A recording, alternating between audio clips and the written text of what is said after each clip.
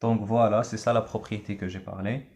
Je veux faire un exemple. يعني قدرت تقول لي فاش غادي تفيدني هذه الخاصية هذه وانا كنعرف اصلا كنعرف كيفاش نحسب او كيفاش ندرس الاشتقاق بصفة عامة. Je peux étudier la dérivabilité en général. Alors, on va voir des exemples ونشوفوا بالضبط فين غتنفعنا. Si on considère par exemple la fonction définie par f de x égale à la valeur absolue de x moins 3. Alors la question se pose, est-ce que f est dérivable en 0? Ça veut dire étudier la dérivabilité de f au point 0.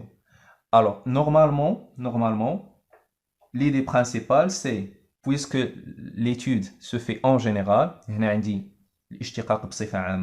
donc je dois calculer la limite quand x tend vers 0, tel que x déférant à 0, parce que les deux sens, de f de x moins f de 0 sur x moins 0. Donc c'est ça, voilà. Donc c'est ça ce qu'on fait en général. C'est ça ce qu'on fait. Mais où est le problème?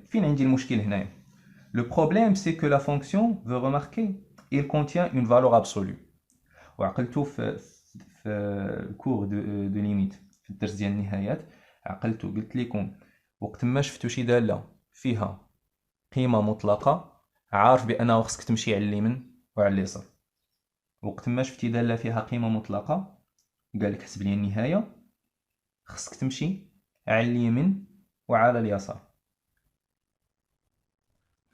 Voilà, c'est pourquoi maintenant je suis obligé d'aller au sens droite et au sens gauche. Ça veut dire on étudie la dérivabilité de f en 0. Donc, tout d'abord, j'essaie d'étudier la dérivabilité de f à droite de 0.